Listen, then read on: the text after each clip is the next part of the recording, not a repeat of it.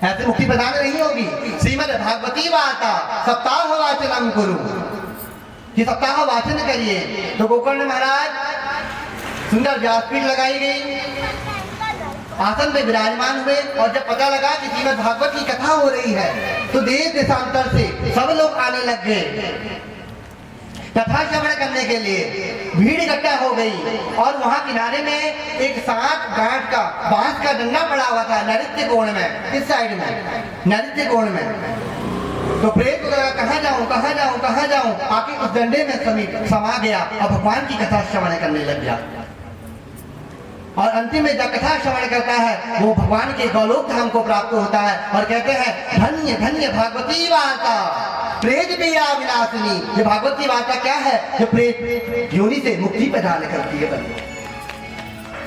ये कोई पुत्र और पुत्री का नहीं है कि पुत्र को जन्म दे दो, पुत्री को आप जन्म दे दो तो आपका मोक्ष होगा, आप साथ घर में से आप मोक्ष की यात्रा में जाएंगे। नहीं, ये छोड़ दीजिए सर।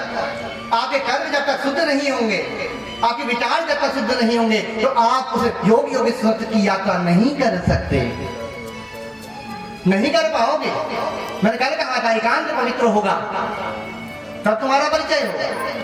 जहां सब शुद्ध है, सब सुंदर है, लेकिन हमारा वास्तविक परिचय हमारा एकांत में है कि हम एकांत में बैठकर क्या कर रहे हैं। समाज में तो हम अपने को सुंदर दिखा लेते हैं बंधु। तो हाथ जोड़कर कहता है धन्य धन्य भागवती वार्ता प्रेत पीड़ा विनाशिनी। तो वो छोड़ दो घोड़ी को, दिल्ली जाना मांगता मत पढ़ो। अगर चाहते हो मुक्ति, अंतों के पानी मुक्ति हो जाए तो मेरे गोविंद का नाम लो। शाम के टाइम में एक घिंटा दीपक जला के मेरे माधव के चरणों में रख देना, एक बार हनुमान चालीसा का पाठ कर लेना, तुम्हारी मुक्ति नहीं होगी तो फिर कहें एक बार। ये इधर उधर घूमते हुए ये चावल दिखाते हुए तो शर्म आनी चाहिए। अन्नम प्राण रक्षा विष्णु करते क्या हो समझ में नहीं आता, मेरे समझ में नहीं आता, सच मैं कह रहा हूँ। मैं भी कुंडली देखता हूँ, मुझे भी ज्योतिष आती है, नहीं तो मैं तो अपने पाँव में लात मार रहा हूँ यहाँ बैठकर। ये सब ज्योतिषाचार्य जितने हैं यहाँ, हम तो लात मार रहे हैं अपने पाँव में ऐसा बोल करके। तो हमारा तो ये नहीं आ पाएगा अगर नहीं देखेंगे। आप हमने 500 बना तो देख ही जाओगे, नहीं दोगे कुंडली दिखा के? 500 तो अभी तक तो देख ही जाता है, मैं क्यों लात मारूंगा अपने 500 में? बताइए। मैं इसलिए नहीं बैठा हूँ, मैं बैठा हूँ तुम्हारे जीवन में ये चीजें हट जाए, ये प्रपंच हट जाए, ये प्रपंच हट जाए। तो लगता है जिस दिन तुम्हारे परिवार में कुछ संकट आ गया है, कुछ आ गया है, एक बार अकेले बैठकर मन तन में मन शिव संकल्प मस्तु, मेरे गोविंद का नाम लेकर, मेरे महादेव का नाम लेकर 2 बार रामचरितमानस की चौपाई पढ़ लेना, जिससे तुम्हारा उद्धार होगा। और वो चौपाई है कलयुग के वल नाम आधारा, कलयुग की वल नाम आधारा, कलयुग के वल नाम आधारा, कलयुग की वल नाम आधारा। सुमीर सुमीर नर उतरहि पारा, सुमीर सुमीर नर उतरहि पारा। तो मुक्ति कैसे होगी? मुक्ति कैसे होगी? नाम लेने से। ये चावल, ये कुंडलियां, कुछ नहीं होगा, भटक जाओगे। मैंने पहले ही कह दिया 65 में, और वो तो मैं कह रहा हूँ 65 में, अभी नहीं पता कल या परसों भी है नहीं है।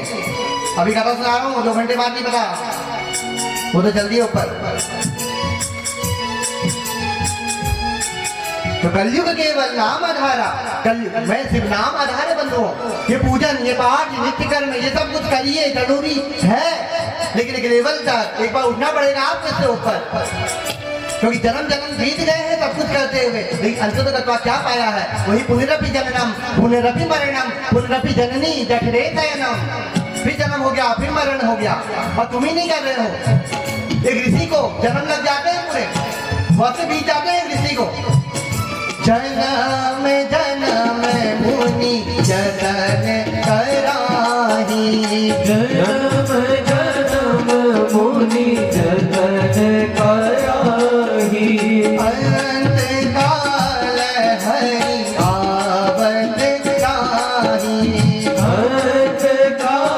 हरि आवत नाई। श्री राम जय जय राम श्री राम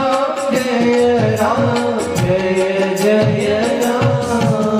तो जन्म जन्म लगे एक ऋषि को, आप तो गृहस्थ में है, वो तो वन में बैठा है, तप कर रहा है, योग कर रहा है, समाधि कर रहा है, लेकिन मेरे गोविंद को प्राप्त नहीं कर पाया। क्यों? तो ज्ञान से गया है। तो गोस्वामी जी महाराज ने रामचरित मानस में सरल कर दिया, इसलिए कहा है कलयुग में नाम लो। और कैसा नाम? सुबह और शाम। आपने तो बात दिया है, आप तो कहते हो कि सुबह और शाम लेना चाहिए, बस और जगह मत लो। कोई मर जाएगा घर में, अरे नहीं बंद करो, नहीं लेके ना।